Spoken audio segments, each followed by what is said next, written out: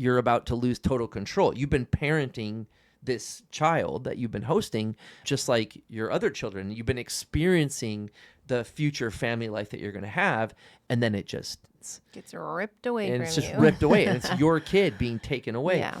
The reason is...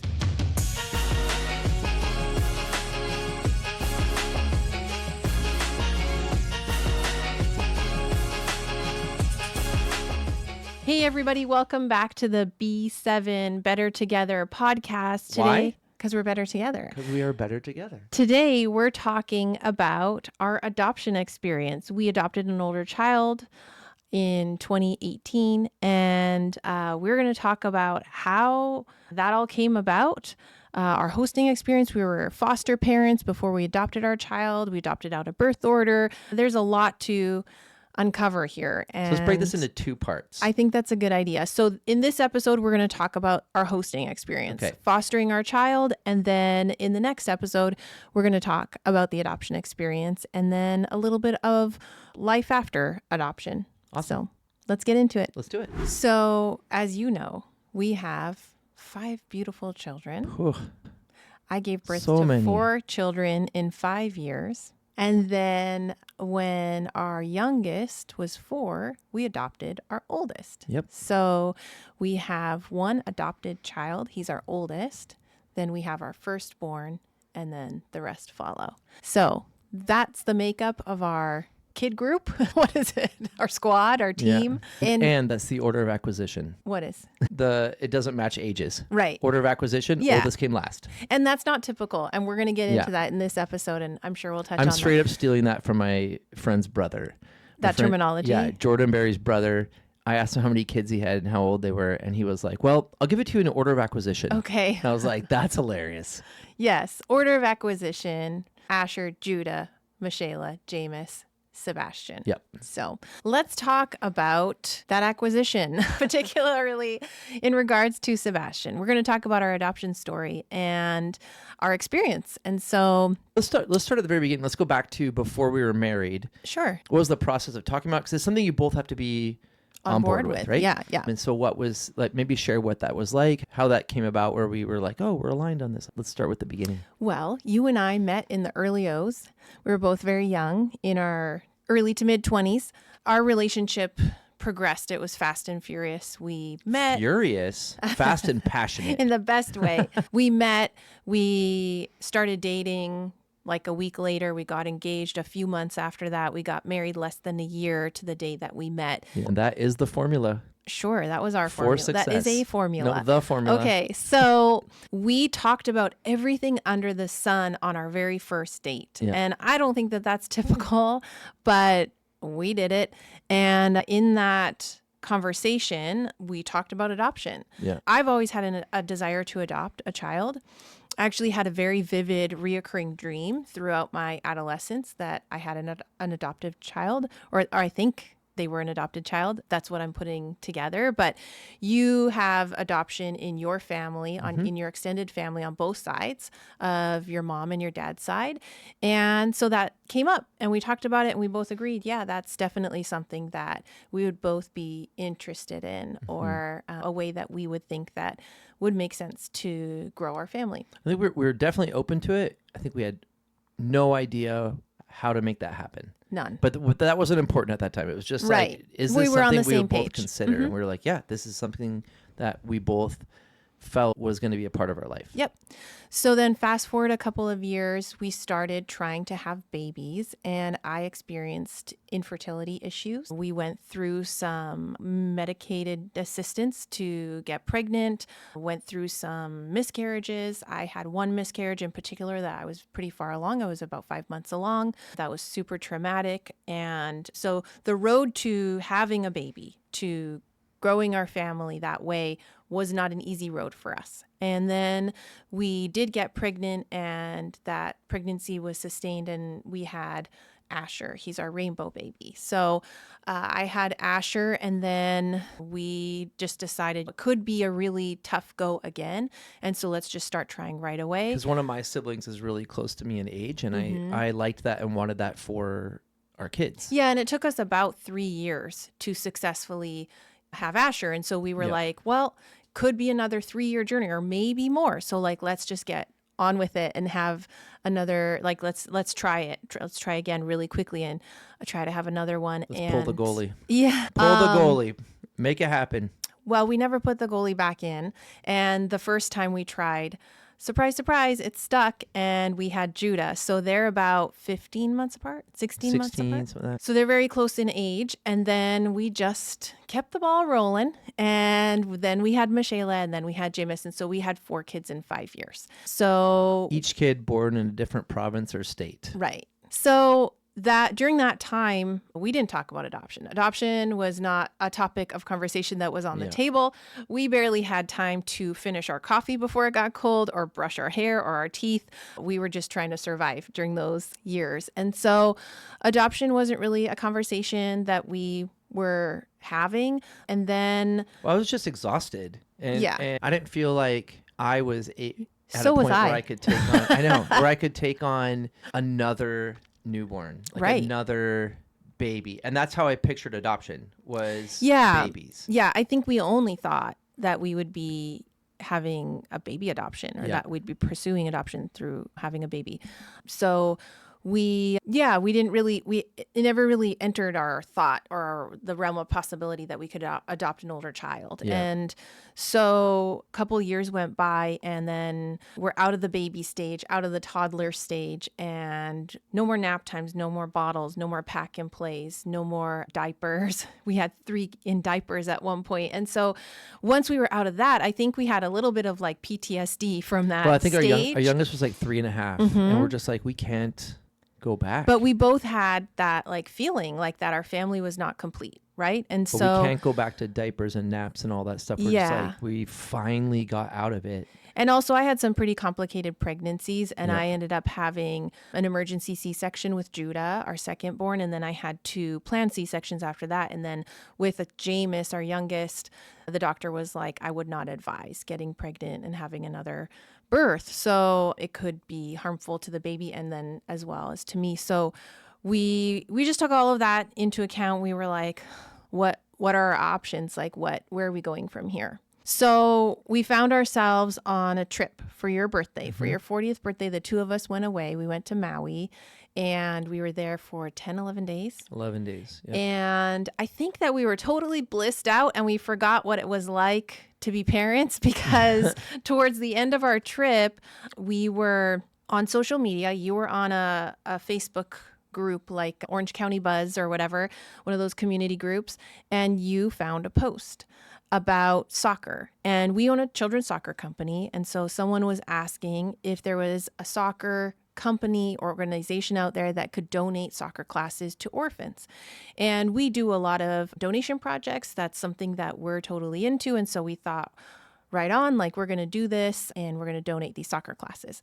We looked into the program and this organization was bringing children up from Colombia for experience, like almost like an exchange program where they're going to come up for the summer to America, and they were looking for things for these kids to do, to get involved in, and so that's why they put that out there. But these kids are older, so they're like 10 to 16, right? Around that age. Our program is geared for 2 to 8-year-olds. So we were like, shoot, this is not going to work. But what is this? And so why don't you pick it up from here? Because you looked into that and pursued. Well, I just saw the post for looking for free soccer camps or anybody willing to donate soccer camp experiences or these older kids coming or these kids that were coming up. So I originally reached out just trying to get information to see if we could do something that would be helpful. But the kids, the youngest was 10. Typically they're 12 to 16 years old, 12 to 15, somewhere in that range. And so I just asked a couple questions, and the lady who posted, I direct messaged her. And the reason she answered is her first answer was Joben. Is that like, that's actually your name? And I said, yeah. And she goes, this is insane. She goes, that's my dad's name. And that's the reason why I was drawn to your comment and then the follow-up. And Joben is not a very typical name, right? Like, so spelled the same and everything. It was like, this is more than a coincidence. Yeah, it was wild. Yeah, So such a strange So common thread. Janelle started communicating back and forth with me. She said that she and her husband, Mike and Janelle, that they had been hosting kids. It was a short-term foster experience where you bring the kids up from Colombia. They're trained ahead of time, so they practice eating American food. They practice all this stuff. And then they come up for 5 to 6 weeks, and found out that the responsibility of the host family is to find things for these kids to do. And so that's what she was doing. They were going to be hosting a kid named Angel, and she was trying to find things to do. So I have connections into the soccer community. So I started thinking like, oh man, I can make some calls. I have some friends. It's not that much of a favor you don't have to, it's not a huge favor to call in to be like, hey, can you give back? And at a camp you're already running, can a few orphan kids come and play for free? I think most people who want to have a positive impact on their community would jump at something like that. So certainly people that we're in community with jumped at that. And so it was really great. I told our friends Tim Woodcock and Dave that were with LA Galaxy Orange County Academy. And then after that, Liverpool International Academy, I told them like, hey, there's this opportunity, and they jumped all over it. That was awesome. So found out about KidSave, reached out and said, I saw this picture of Sebastian, and I took a screenshot of this kid and I sent it to you. You were across the room, and I texted it to you. We're officially 10 days into an 11-day trip. So at that point, we're just like across the room on social media, waiting to go out for dinner. And so I just texted that across to you, and you're like, what the heck is this? And I'm like, oh. Well, I had this feeling. You sent me this link, and you were working on something over in the corner on the other side of the room. And I was doing my own thing, and you sent me something, and I just had this feeling as when the link popped up. I didn't know what KidSave was. I didn't know what the link was all about. What is KidSave? We haven't mentioned it yet. I will in just a second. Okay. So when I saw that link, though, I had this feeling like, and I have a really good intuition. I trust my gut, and I had this feeling in my gut that like, if I opened this link, my life is about to change. And I can't even explain it. It's like when I first met you, like I saw you coming around the corner of my parents' house, and I laid my eyes on you, and I just had this feeling like you are going to be a significant person in my life. My life is about to change when I meet you. Like I had that same kind of, it was like a punch to the gut almost, like, or like when it felt like lightning striking you or something. Like I had this kind of inner dialogue. If you open this up, like kind of be careful what you wish for, kind of a thing, you know? So I opened the link, and it led me to the KidSave website. And KidSave is an organization based in LA.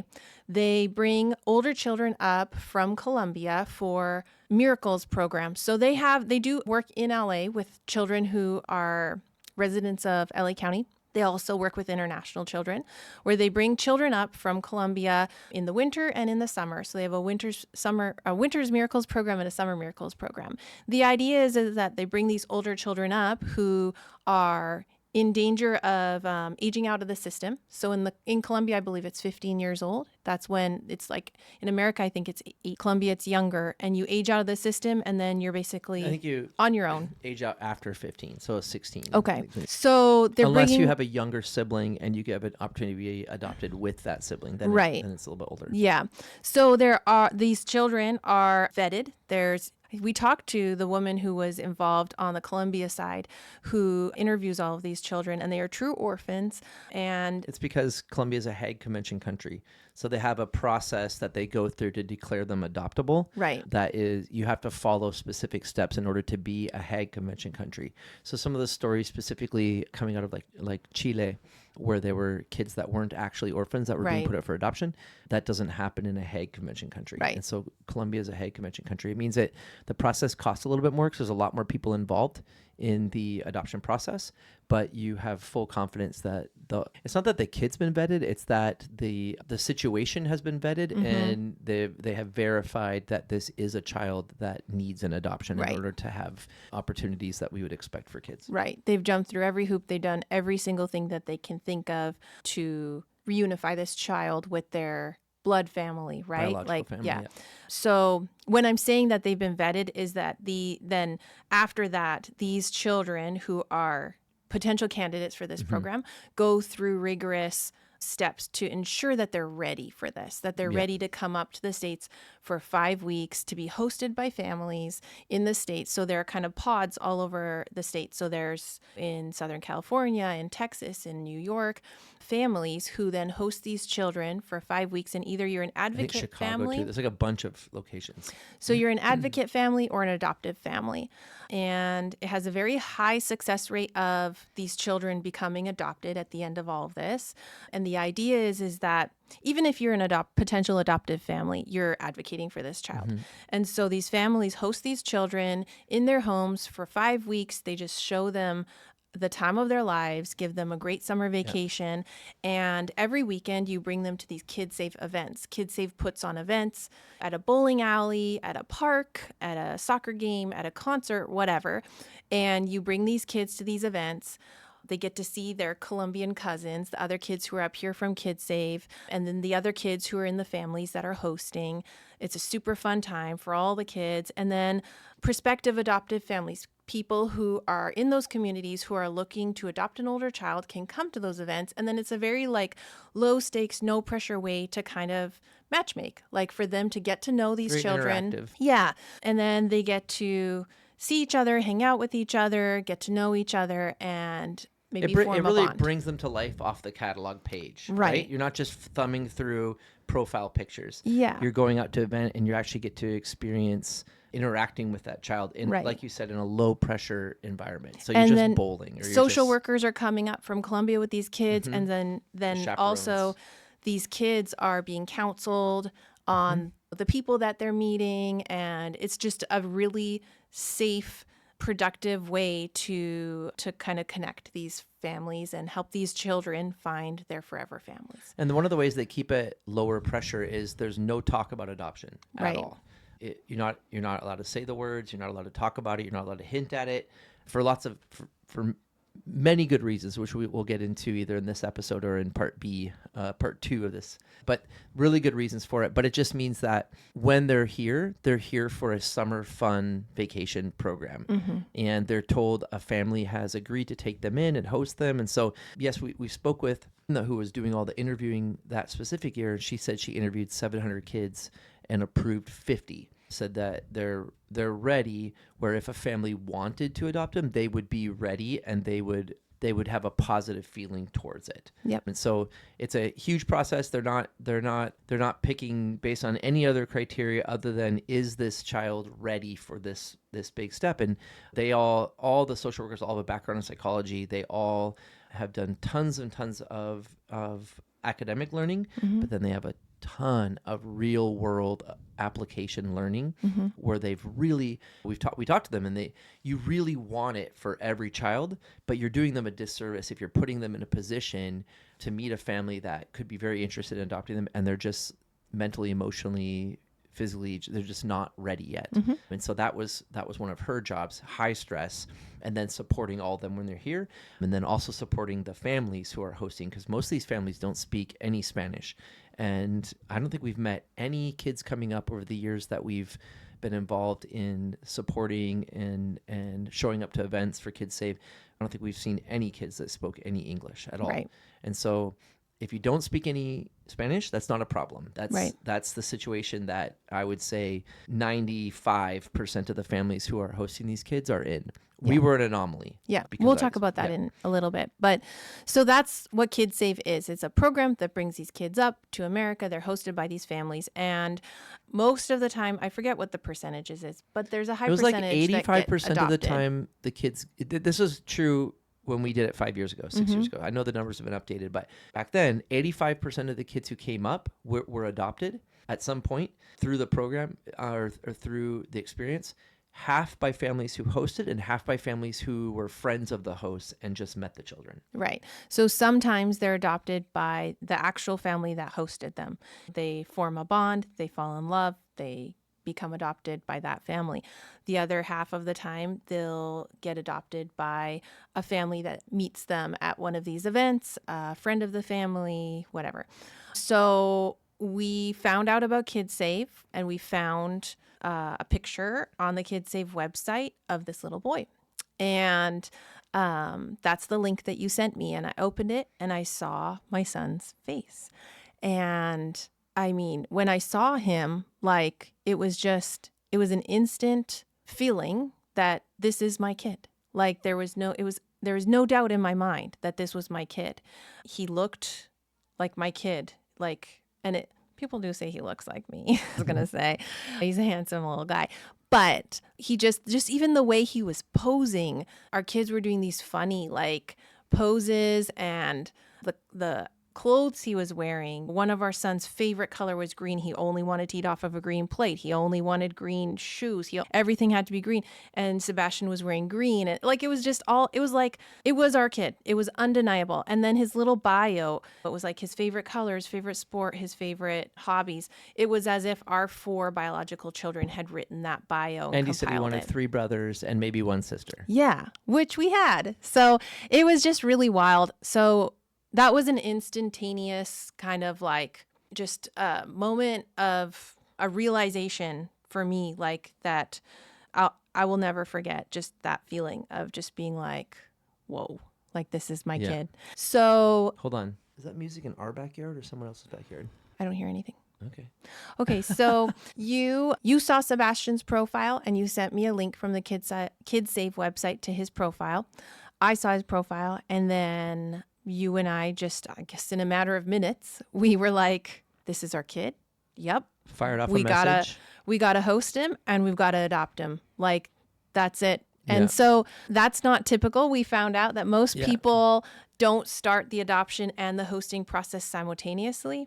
Most people will host the child, and I guess for lack of a better term, it's like a trial run, right? We were like, we don't need a trial run. If this kid comes and he like breaks our favorite coffee mugs or burns our house down or whatever it is, like, we're keeping him. He's our kid, right? Like there was that wasn't even a factor for us. We're like, we're adopting this kid. And we just kind of, we were like, this is kind of a really cool opportunity for us to adopt a child and then kind of bring him into our family for this hosting period and introduce him in a really organic way to our friends and our children and our family, and then create a bond. And instead of us adopting him and then we go in and the day we're signing the adoption papers, meeting him for the first time and being like, these are your new siblings. Like, here's your brother. Instead it was like, oh man, there's this really brave boy. He's coming up from Colombia. Could you imagine going to a country all by yourself to live with a family for the summer and just have adventures? What a fun, brave boy. Like, that's how it was setting introduced. That up.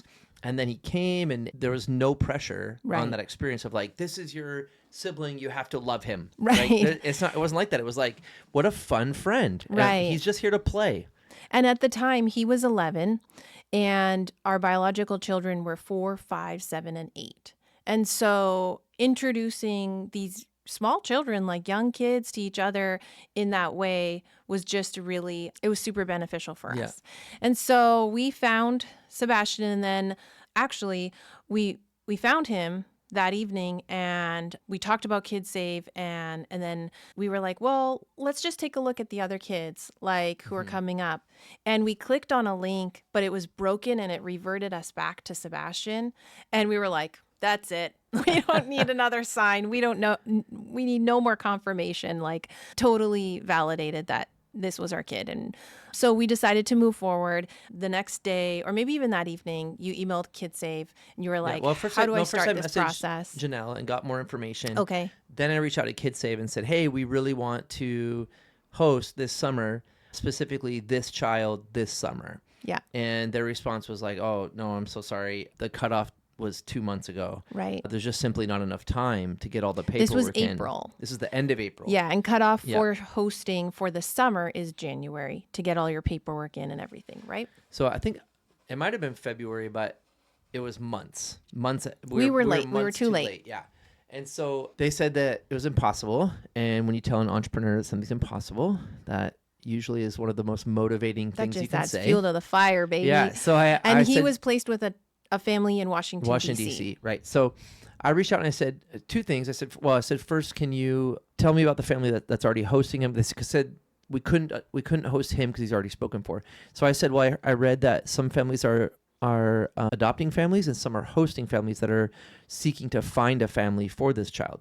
And do you Like our know? friends Mike and Janelle, for instance, they've hosted children almost every single summer for like the last decade. And they are always a host family, right? And so that's something that they do every summer, and they've never adopted a child. And so there are families that they do this, like Yeah. this is their thing, right? And so we were like, can you just clarify if they're a host family So only? they said, oh, they're a host family. They're trying to help Sebastian find his family. I said, well, you can tell them congratulations, it worked because he found his family. And so I said, but they were like, they went back to, but there's not enough time for the paperwork. And I was at a conference. I was leaving for a conference that night. I said, well, can you just send me the paperwork so I could look at it? I just want to see how much it is so I have an idea. And so I got it on a Friday. And then I was at the conference the whole weekend. And at the end of the weekend, so I'm going to the conference all day and then working on paperwork at night. At the end of the weekend, I turned in everything. So Monday morning, after Friday, they leave the office. They're like, this is how much. See, look at way too much. And then on Monday, I handed everything completed that they give months to do. I mean, I was staying up all night to do it. But we turned that in, and then I said, "Can you ask the family if they'll be okay with us hosting?" Because here's what's going to happen. Either we're going to fly to Washington, D.C., and we'll try to take 2 weekends, try to get 8 days there, 8 days with him while he's with another family who is already saying they're not adopting. We're going to have to go and try to bond for 8 days and then see if we can fly any other weekends, like you and I fly up there. Or he comes and he stays in the same bed he's going to sleep in after he's adopted. He eats the same food from the same kitchen. He meets all his future neighbors. He rides around on his future bicycle. Like, either it's a very familiar experience and this is just setting up the adoption, or we do the best we can with 8 days. And so they asked the other family, and we've never met the other family. We wrote them a letter thanking them, but we never met them. But they let us, even though they said the kids were already super excited to be hosting, specifically Sebastian, but they let him be signed over to our family and let us host him. So why don't you talk about we'll do the first day, like the first maybe 2 days of hosting him, and then we'll get into the meat of hosting them and then what it was like at the end. Yeah, so we decided, okay, we're going to host him. This was like April, and the kids are coming up in the summertime, which feels like a far time away when you're in April, but it But it was came up. the end of April, and it was Yeah. like mid-June. So it was only like 7 weeks or so Yeah. total. So a few weeks later, the KidSave kids were coming. And in between that time, we did a lot of training. KidSave is a very reputable organization. They are super supportive. And I mean, we read books, we went to trainings, we had social worker visits, we had interviews. Learned a lot about trauma and its impact on kids. We and learned a ton about attachment styles and parenting, and just like it was like crash course, right? So we did that. We got everything ready. We were ready. All of our ducks were in a row, got the house ready, and then it was time for the kids to come. So the KidSave kids flew up. I remember going to LAX, and their flight landed late at night. super late. Our little kids were stoked because they could stay up past their bedtime, but We had big signs we'd made. yeah, all the KidSave kids families, who a handful of them now we're dear friends with and will be forever friends. Our kids are like Colombian cousins, and that was one of the really cool things about this whole experience, is just that I didn't expect, is this community and getting connected to other people, other families. And so we were all there. Everybody's very nervous, very excited, lots of energy. And we put our bright yellow KidSave shirts on, and we all have our signs like, "Welcome to America." We're all really excited for the kids to come. Then they all came around the corner, and I remember seeing them all coming like up the ramp and seeing Sebastian for the first time, and we were just like really excited to meet our son. So they're preparing these kids. These kids went to like a camp for a couple of weeks before they came up here to the States, and They carry fake passports around, so they practice not losing yeah, their they're fake learning how to passport. travel. They're learning about America. Yeah. They give them like we American made cereal. a scrapbook of our family, and so he had seen pictures of our family, and he knew what we looked like, Yeah. and like a little bit about us and our house and our where we live and all that kind of stuff. And so yeah, we met, and it was just really cool, like a monumental experience, like meeting your child for the first time, right? And so just to reiterate, like, we don't talk about adoption, right? Like that's off the table. That's like rule number one is you don't talk about adoption. You don't even say that word. These kids are just coming up for a fun time, for a great experience. And so our biological children didn't know that Sebastian or any of these kids were really available for adoption, and that we were pursuing that, and that Yeah. we were already in that process. And Sebastian also didn't know, and these kids, they're not dumb. Like they know. But he was on the younger end, so he knew less than most of the kids. Yeah, but they do know, the kids who are coming up through this KidSave program, they know what the program's all about. They know that like kids come up and sometimes they do get adopted, right? And so I guess they have an idea that that is a possibility. But yeah, But the reason you don't talk about it is because it's not that the way you frame it in your mind so that you fully commit to not talking about adoption, not having them be a part of that summer experience, is you think through like, okay, so what if one of us gets sick? What if one of us gets cancer and we're in a life or death battle? We're not adopting. What if one of us gets in a car accident and now we're a single parent with 4 kids? We're not adopting the 5th kid. What if we're a superhuman and we can pull it off? And so we tell ourselves, we're like, well, I can talk about it because even if one of us passes away and it's just a single parent, we would still do it. We love this kid. It's what we'd want. What if you're both in the car? And what if you both pass away?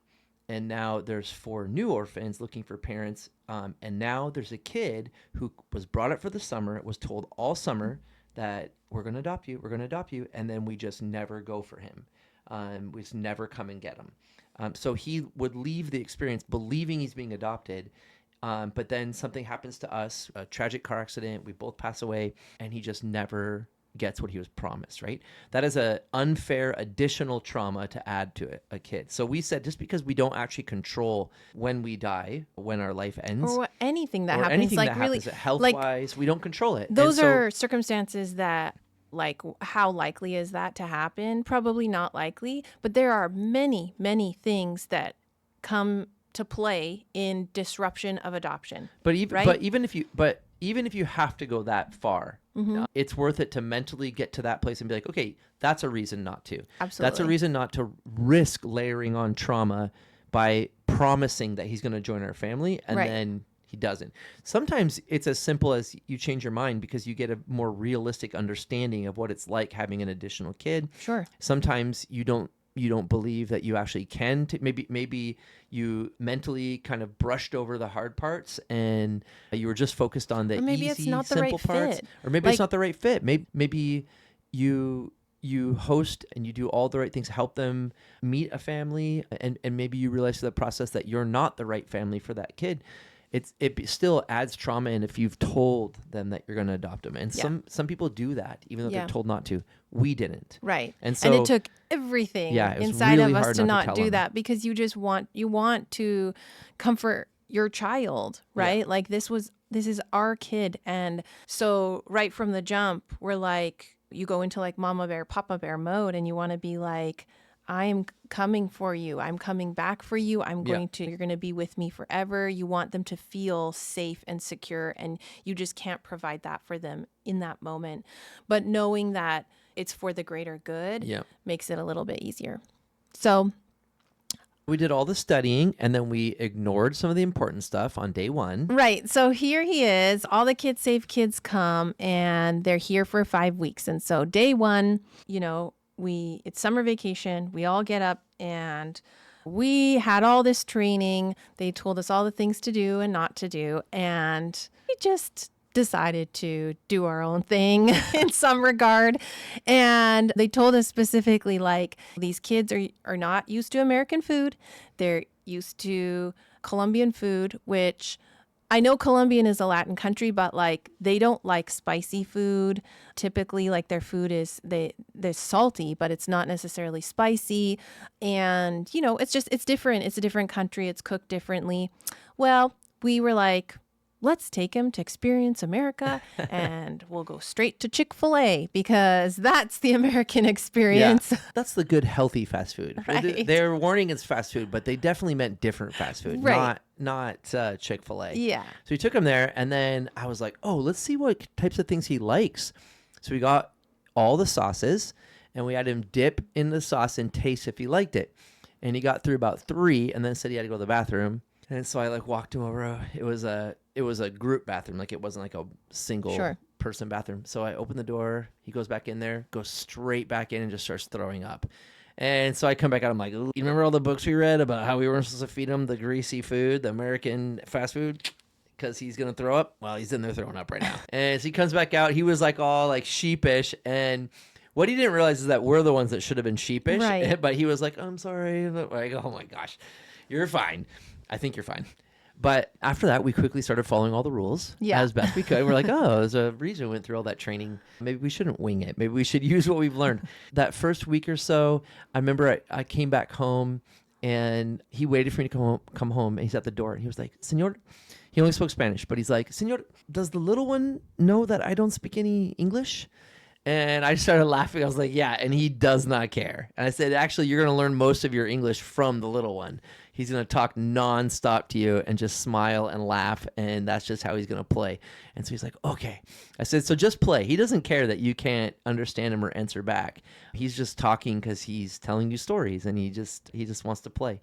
And so that was awesome. One thing we did notice is that 6 days of the week, we'd have awesome, super like meshed family working great, everybody having a great time. And then we go to the events, and it was like our hardest day with him because he would see all of his Colombian friends. And I mean, I'm not sure why it was our hardest day, but I think it was just, he is introverted. We didn't know at the time. He is introverted. And so it was like a lot of extroverting with a lot of people, and then strangers coming up and talk. Everybody wanted to meet him. So coming up and talking to him. So it made him uncomfortable. It's just a lot, right? Mm-hmm. But the days in general are really fun days. So they became a day that was really looked forward to all week.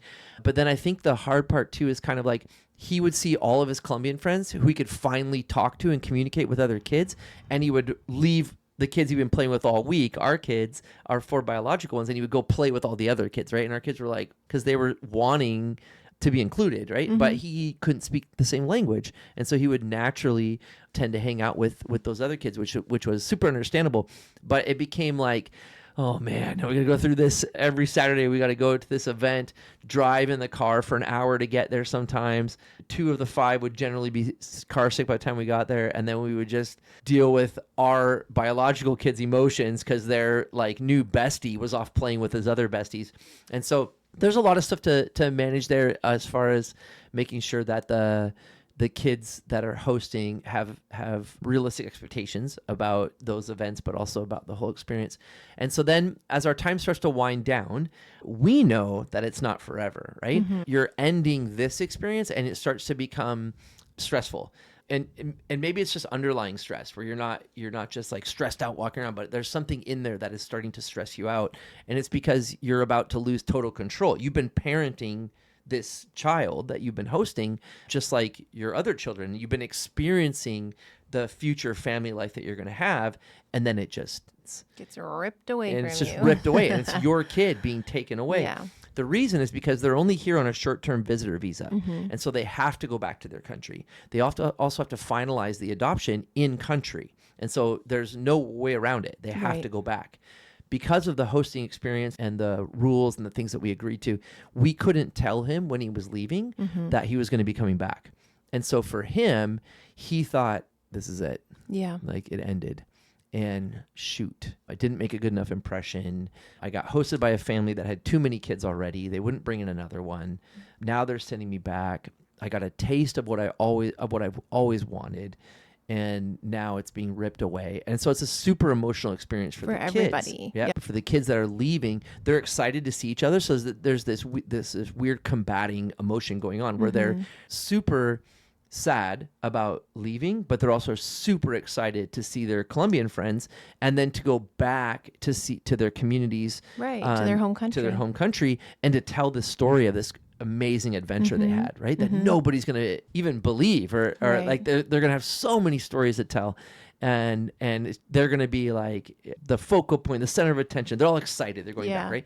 But at the same time, they're losing something. Right. And so there's a battle going on at the airport and on the drive to the airport. So hold on, before we get into him leaving, I want to talk about his time with us. So we had him for 5 weeks mm-hmm. and It was an incredible summer. And our goal was for all of our kids to bond. So Yep. Sebastian and the 4 bio kids to form a natural bond. And it worked. Yep. So that was really cool to be a part of, to see. It was just such a special time for our family. And so I want to talk about a memory from that time, from the hosting time, that stands out to you, in your mind. What's something that you experienced with Sebastian during that time? Why don't you One. talk about the swimming incident? Oh yeah. So these kids come up and they're like, you ask them questions like, in this example, do you know how to swim? Pretty basic question. You don't get a lot of information about these kids. No, you get a lot, but you can't get a 300,000 page book of their life to. And you kind of get information about them in stages too, right? Like if you're an advocate family versus if you're an adoptive family, and if you're going through the adoption process, if you're at a certain stage, you get more information, right? And so as a host family, like we knew the I'm basics. just saying, like, even like what they know, they're not going to share all that with you. It's you'd have to watch it, and you have to read hundreds of thousands of pages to know it all. So you're just getting like a little glimpse, right? And even asking them like stuff about them. For instance, I wanted to learn how he liked his eggs. He wouldn't share it with me because he didn't want to like cause any kind of ripple in the water, like rough feathers. He was told that you're hosting, like when you're in foster care, which is what he was in Colombia, the more opinionated you are, the shorter your time will be with families. And so you need to blend into the existing family. They tell them that, they prepare them that. They're like, don't have strong opinions. Don't be picky eaters. Right. They tell them all these things, right? So Amanda keeps asking, how do you like your eggs? And everything that he's been trained on for the last 5 years has been, don't say how you like your eggs, right? So he liked them every way. Yeah. Which I was like, I'm going to figure this out. I'm going to crack this code. So I made him eggs like every way you can think of. And I would just watch him and see like, if he ate more or ate less, and see how fast he ate them, or like, what his reaction was like. So it was a lot of that, right? Like trying to figure things out, without really a lot of information. So we asked him if he could swim, and he said yes, but we found out later that he had just been like shin deep in a stream. Like then that was swimming for him, right? And so we're at our friend's house, and I look over, and they had a little slide down into a deep end of the pool. This was like within days of him arriving. Yeah, it's like the second or third day of having him. So he goes out there, and he was wearing a heavy polo shirt, and he wanted to keep it on. So he goes out there, and I watch him go up the slide, and then he goes down the slide, and then poof, down to the bottom of the pool.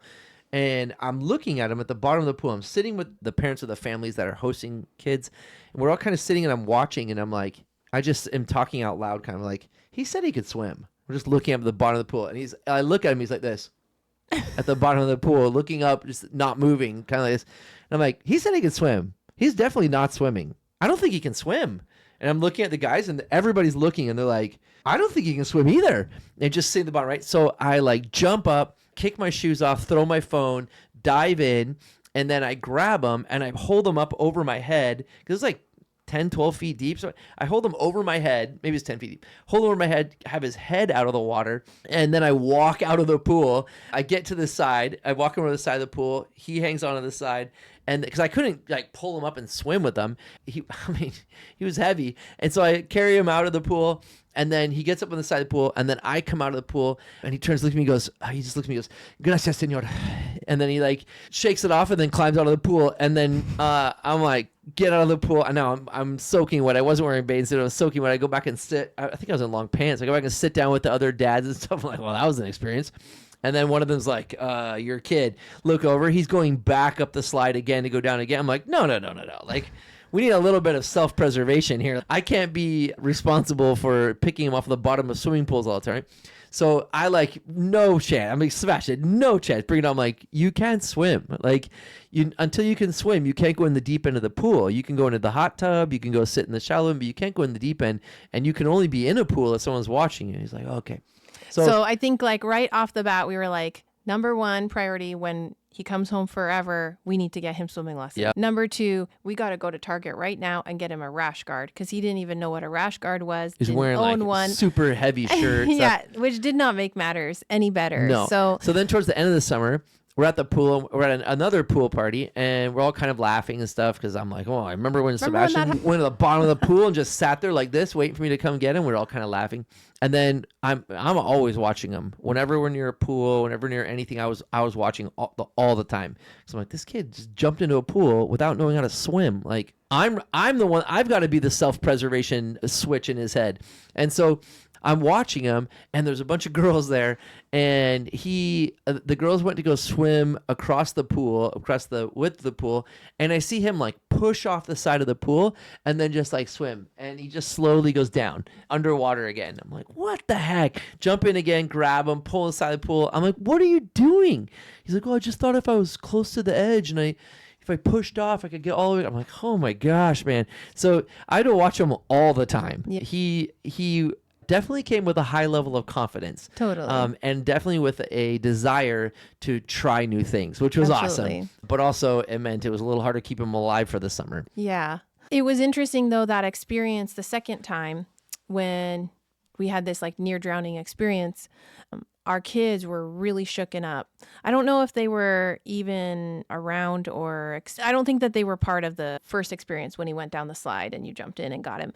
I don't recall where they were, but I for sure remember that second time everyone was really shooken up. You pulled him out of the pool and he's coughing up water and all this stuff. And the kids are like, I don't understand. Why can't he swim? Why doesn't Sebastian know how to swim? Like, why wouldn't his parents put him in swimming lessons in Colombia? And that was the moment where we had to tell our biological children, like, he doesn't have any parents. I think we told him, I just think it didn't register. Yes, it didn't click. And it, like they were young, right? Yeah. Like 4 to 8. And so it really clicked for them in that moment. And they were horrified. Like they were like, Finish the sentence. They said, why didn't anyone teach him how to swim? Why didn't his parents put him into swimming lessons? And we said, he doesn't have any parents. And they were so upset. And they were like, well, if he doesn't have any parents, why is he going back? Like, we have parents.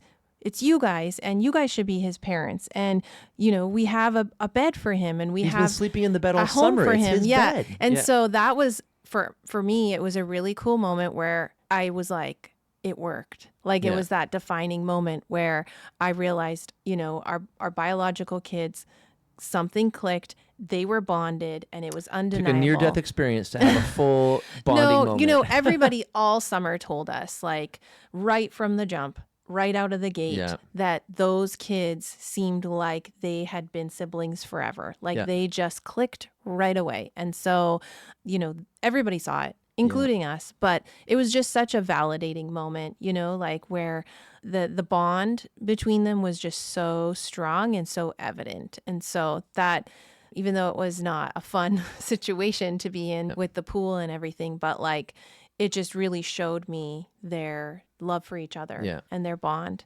For me, I remember him riding a bike in our cul-de-sac, and like you said, he was very confident and he would try anything. And so he was riding a bike and didn't have shoes on, and something happened with the chain. It fell off and his toe got dragged, and his toenail actually got ripped off. And it was really gnarly. And up until that point, like he had shown emotion, but he hadn't really like cried. Yeah. And so, he was just a mess. Like he was in a lot of pain.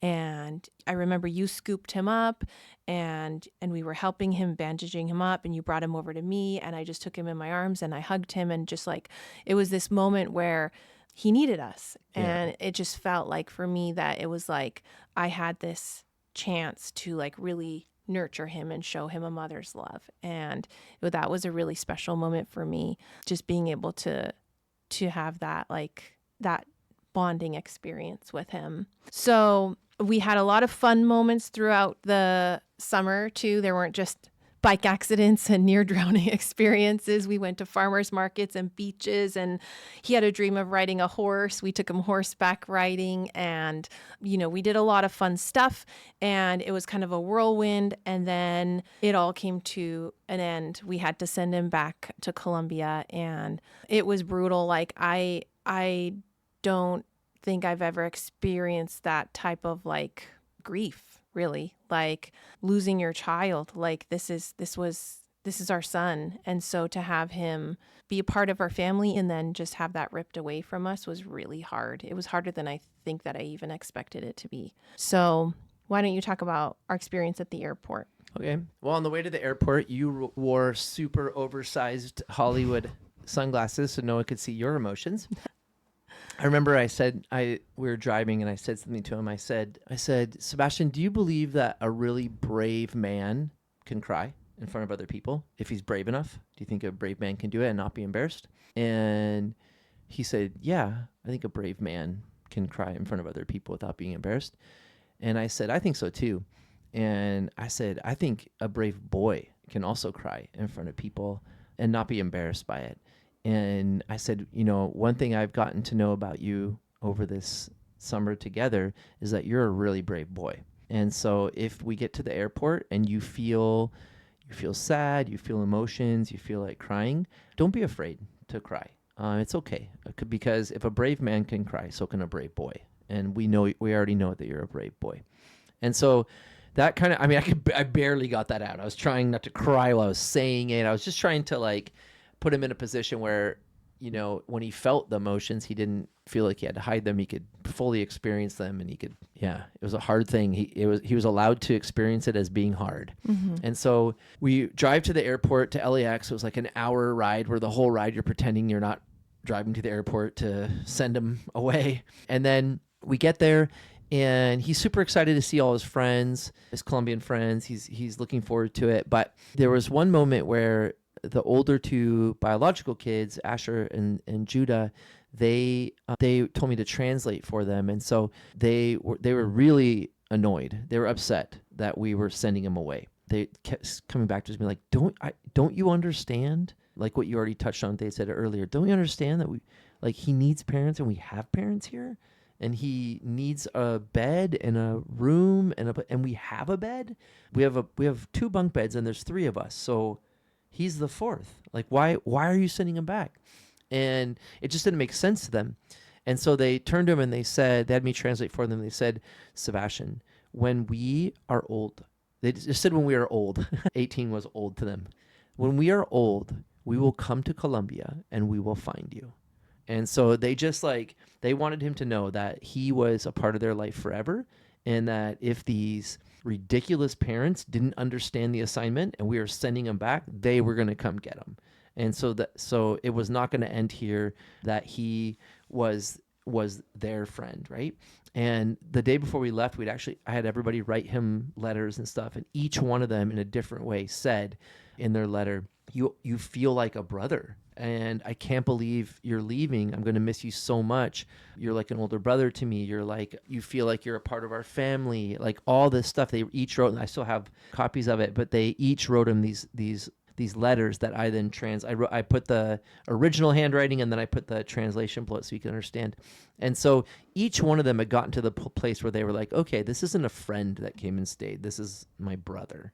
That's how they were experiencing it. And so when we get to the airport, you go through, check in, put the bags in, all that stuff, and then all of a sudden it hits him. And I was recording at that point. I was making sure that we got the last minutes together, and so I'm recording, and then he just sinks on his knees. He's hugging everybody, and then he kind of sinks on his knees and just starts crying.